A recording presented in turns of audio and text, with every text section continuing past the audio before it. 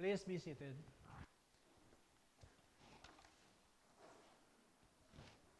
Jesus said, "Come to me, and I will give you rest." He did say that there will be a return for obeying Him and heeding His invitation of coming to Him. He did say also that he who has left house or farm or brother or sister or mother or father and business, that they will also receive 100 times as much. Houses and brothers and sisters and fathers and mothers and farms and all those things that they have left. He offered rewards for responding to Him. And sometimes we, and this is what the prosperity gospel is about, we emphasize the reward, the return, when there should be a balance. Because Jesus also said that if we wish to come after Him, what did He say? If anyone wishes to come after me, he must deny himself, take up his cross, and then follow me. Deny himself, not look for a reward. Take up his cross, not look for a walk in the park, and then follow me. Yun yung pambalanse doon. And today's gospel also, as Jesus gives the parable,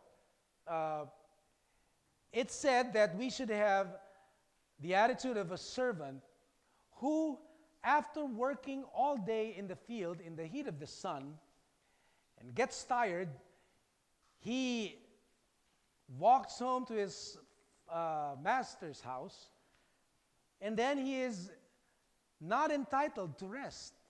He is expected first to prepare dinner for his master, and then he is expected to get dressed, to dress up to prepare himself to serve the master, and then serve him dinner, and then ligpit, and then hugas ng plato, and then only then can he eat, and only then can he rest. And he's not even entitled to a thank you from his master. Jesus is saying we should have that attitude.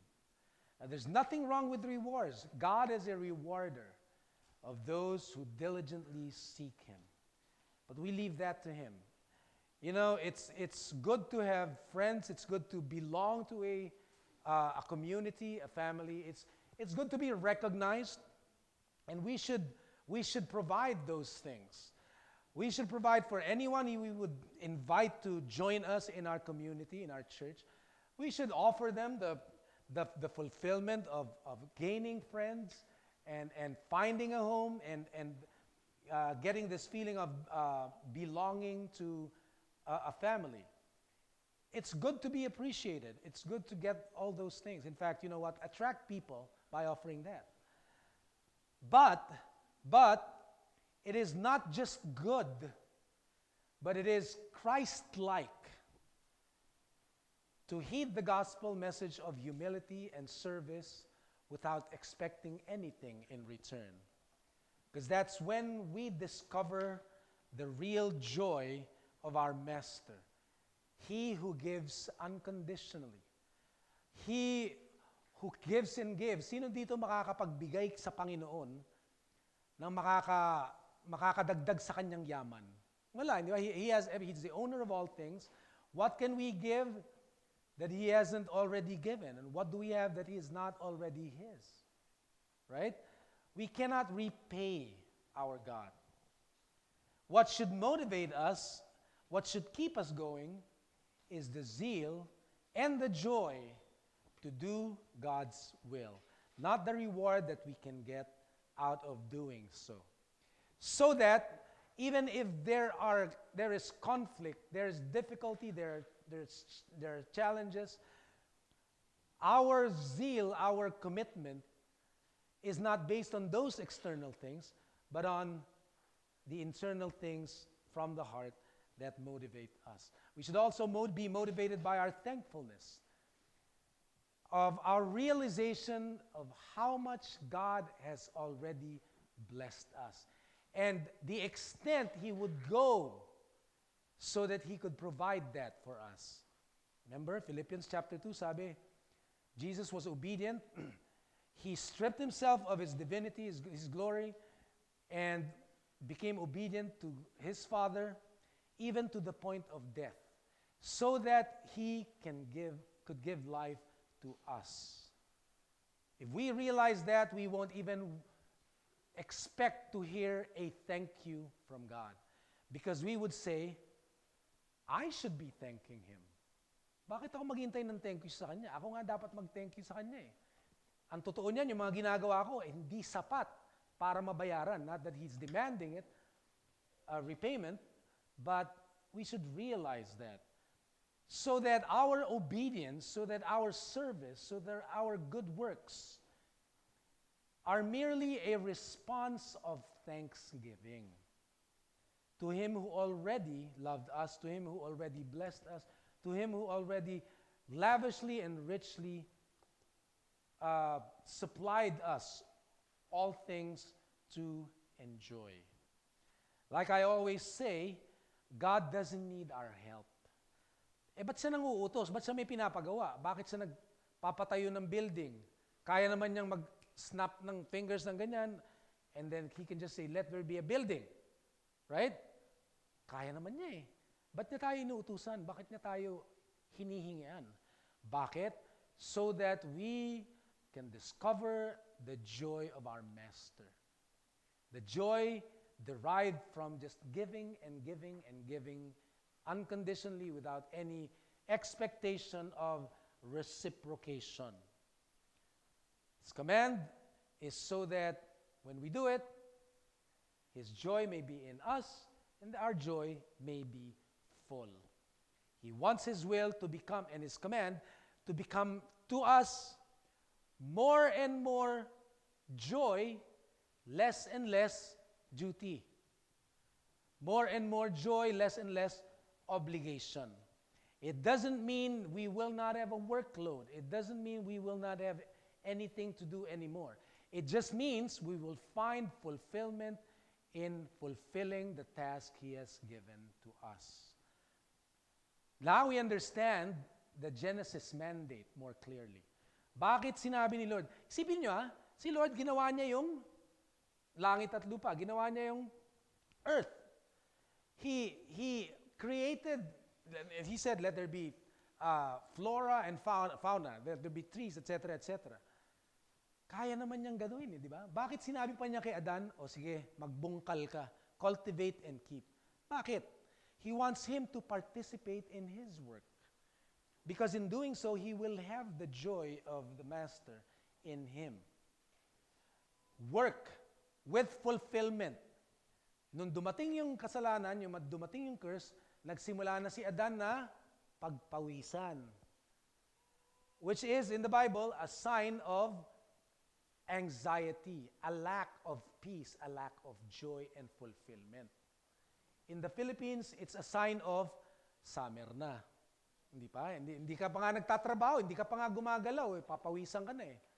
Matutulog ka na lang eh, hindi ka naman gumagalaw, papawisan ka na. Hindi curse yun, no? Pampaganda nga ng kutis yan, di ba? But the sweat is a sign of the curse and the absence of joy in doing God's work. I want to show you a video, just a short video. Let's start at 19 seconds, okay? Short video. It's self-explanatory, so I won't add to its message, okay?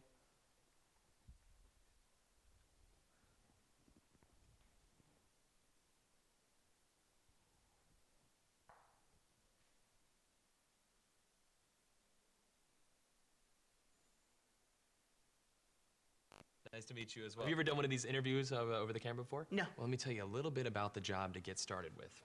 It's not just a job, it's sort of probably the most important job. The title that we have going right now is Director of Operations, but it's really kind of so much more than that. Responsibilities and requirements are really quite extensive. First category for the requirements would be mobility. This job requires that you must be able to work standing up most or really all of the time, constantly on your feet, constantly bending over, constantly exerting yourself, a high level of stamina. Okay. That's a lot. For how many, for how many hours? 135 hours to unlimited hours a week. It's basically 24 hours a day, 7 days a week. I'm sure you'll have a chance from time to time to maybe just sit down here and there, yeah? You mean like a break? Yeah. No, there are no breaks available.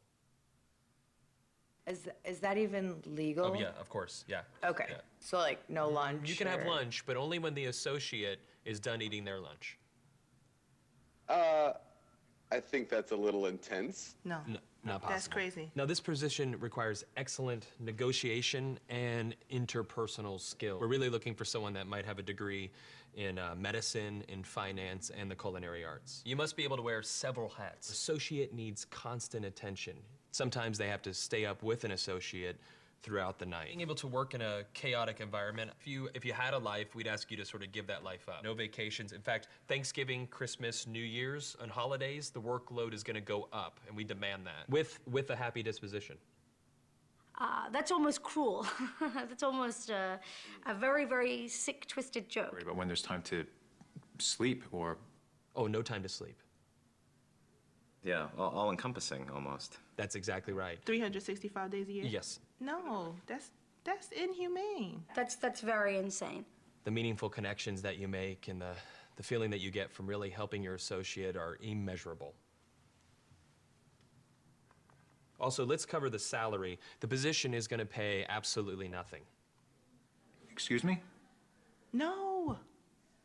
Nobody's doing that for free. Yeah, You're pro crazy. bono, completely for free. No. What if I told you there's someone that actually currently holds this position right now? Billions of people, actually. Who? Moms. Yeah. Yeah. Moms. That's awesome. Oh. And they meet every requirement, don't they? Wow. Oh my God. Moms are the best. Yeah, there's no pay. They're 24 hours. They're always there. Now I'm thinking about my mom. Yeah, and what are you thinking about her? I'm thinking about all those nights and everything. Thank you so much for everything you do. I know it doesn't seem like I appreciate all of it, but I definitely do. So, Mom, I want to say thank you for everything that you've done. I love you very much. You've been there. It's not Mother's Day, but that's just a little tribute to mothers. Sino dito ang mother? Magkano sweldo nyo? Anong day off ninyo? Wala? Non-working holiday? Non-working holiday, mas mataas, mas malakas, mas intense ang trabaho, hindi ba? Amen? No day off? What about your working conditions? What about your customers? The customers nyo ba, friendly? Ha? Yung pinapagsilbihan nyo ba, nagte-thank you sa inyo? Tabi-tabi po. Anong reward ninyo? Peace, right? Fulfillment. The heart of a mother just gives and gives and gives, di ba? You heard the adjectives they use to describe the position of director of operations. So, I mean, that's inhumane. That's crazy, right? Well, in the eyes of the world, it is crazy. The gospel is foolishness to those who are perishing. But to us who are being saved, to us who are discovering the joy, the fulfillment of serving, of giving, it is the power of God. It is the wisdom of God. You know, in fact, and we salute the mothers, okay? But Jesus is actually illustrating something that's really more demanding and is really worse when it comes to rights, because a slave does not have rights. In fact, a master can hurt his slave, simangutan lang siya, o hindi siya sagutin, hindi siya pansinin, pwede niyan saktan. Pwede niyan saktan, and he would not be liable for anything at all. And that's what a slave is. And a slave is not entitled to a thank you. You know, his job, his plight, his situation is thankless. And that is what Jesus wants us to have for an attitude. Because he said, again, the parable is not so much about our position. It's not about positions as it is about attitudes. We are children of God, but we are being taught and instructed to, as children of God, serve our Father with the attitude of a slave. Because only then will we discover the joy of serving Him. We will discover the joy of our Master. May we reach that point so that we can be able to say, like the Messiah said in Psalm 40, excuse me, when he said, I delight to do your will. Oh my God, your law is in my heart. Natutuwa ako. Fulfillment para sa akin ang sumunod sa iyong mga utos. I delight to do your will. It's not a burden to me. Hindi ako napipilitan. You know, I'm not acquiescing, sabi nga nila, but I'm freely, joyfully obeying. Jesus also said, my food is to do the will of my Father. That is what gives me life. That's what keeps me going. It's my life. It's the meaning. It's the whole meaning of my life is to do your will, to do the will of Him who sent me.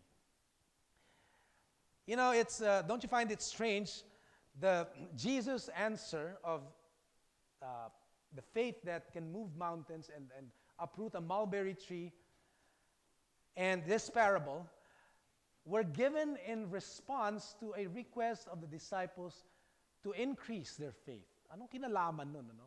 Kinalaman itong parable na to sa hiling nila na palakihin yung kanilang pananampalataya. You see, faith is not positive thinking.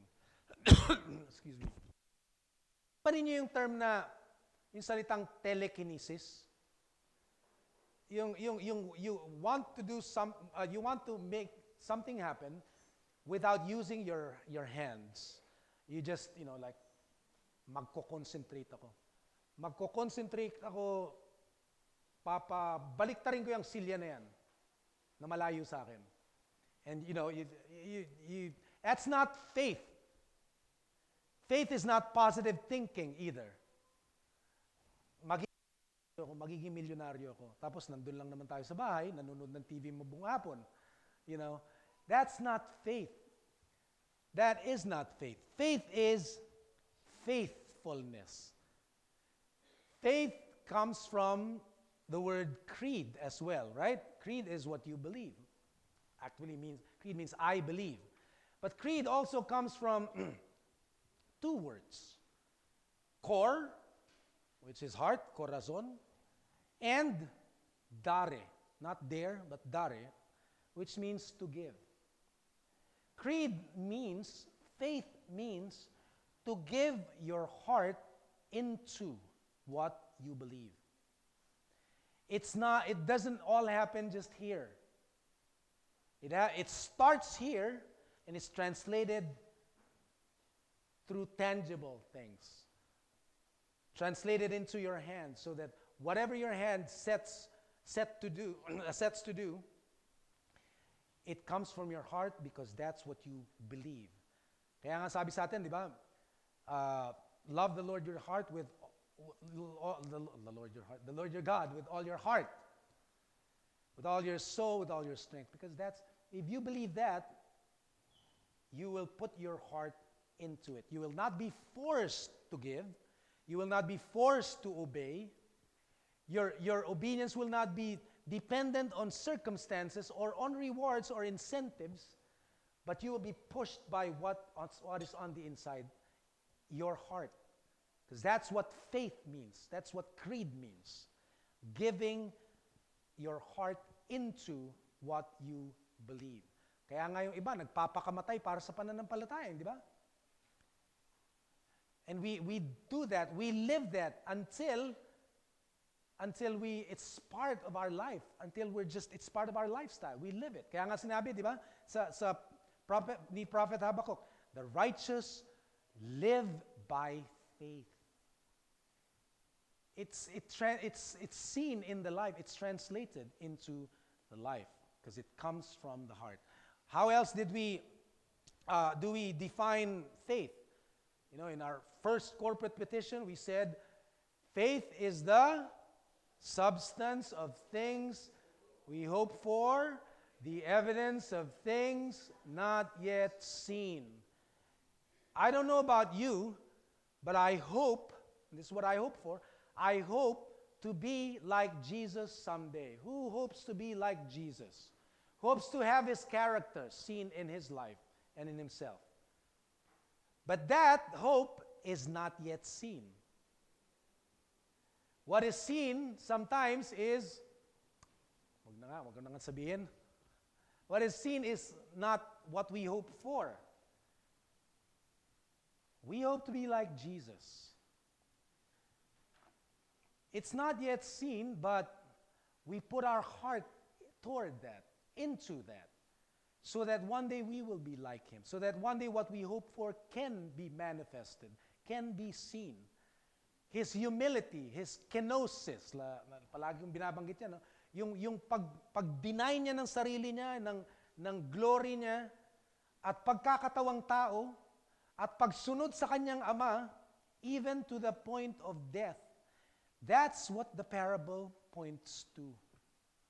So that we would also have his heart and give the way he gave. My prayer, and in fact, this is our future goal, short-term future goal, and direction, is that we would be unconditional givers. Sabihin nyo nga sa katabi ninyo, you should give unconditionally. Because that's how God gives, unconditionally. No strings attached. Just gives and gives and gives. Ever blessing, ever blessed. That's what Jesus wants us to understand and wants us to follow and observe and obey. Because he wants his joy in us. That's the only way. That's how we can discover it. That's his nature. That's who our God is. That's whom we are to know. We say we are to know him and to make him known. That's the God, that's the character whom we are to know and to live out and to make known. And you know what? It's simply also because that's the way it is in the kingdom of our God. Amen? Let us all stand, please.